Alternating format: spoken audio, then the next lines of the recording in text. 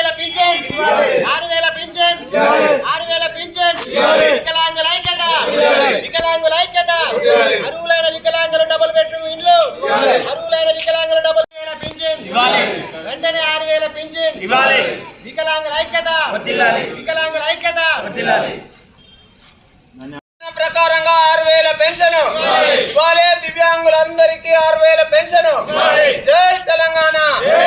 ఇవ్వాలి. బస్సులలో అందరికి ఫ్రీ, బస్సులలో అందరికి ఫ్రీ ఏర్పాటు చేయాలి. మండల కేంద్రాల్లో సదరం క్యాంపులు మండల కేంద్రాల్లో సదరం క్యాంపులు ఇవ్వాలి. ఎన్నికల ముందు హామీ ఇచ్చిన ప్రకారంగా 6,000 రూపాయల పెన్షన్.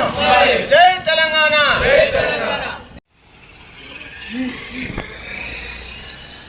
తెలంగాణ రాష్ట్ర శాసనసభ ఎన్నికల ముందు కాంగ్రెస్ పార్టీ వికలాంగులకు 6,000 రూపాయల పెన్షన్ ఇస్తానని హామీ ఇచ్చి అధికారంలోకి వచ్చి 14 నెలలు అవుతున్నా ఏ ఒక్క వికలాంగునికి కూడా పెంచుతానన్నటువంటి 6,000 పెన్షన్ ఇంతవరకు ఇవ్వలేదు.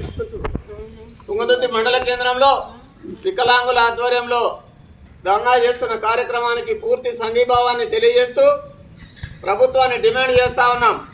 ఎన్నికల ముందు ఇచ్చినటువంటి అన్ని వర్గాలకు ఇచ్చిన హామీలను మోసం చేసినట్టుగానే వికలాంగులను కూడా మోసం చేస్తూ కాలం గడుపుతున్నటువంటి ప్రభుత్వం వెంటనే 6,000 రూపాయల పెన్షన్ ఇవ్వాలని, సదరం క్యాంపులకు జిల్లా కేంద్రాలకు హాజరవుతున్నందున వికలాంగుల మీద అధిక భారం పడుతున్నది.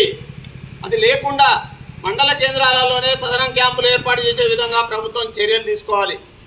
హామీ ఇచ్చిన ప్రకారంగా 6,000 రూపాయల పెన్షన్ వెంటనే మంజూరు చేయాలి. అలాగే అర్హులైన దివ్యాంగులు అందరూ దరఖాస్తు చేసుకునే విధంగా కొత్తగా పెన్షన్ అవకాశం కల్పిస్తూ దరఖాస్తు చేసుకోవడానికి అవకాశం కల్పించాలని డిమాండ్ చేస్తా ఉన్నాం.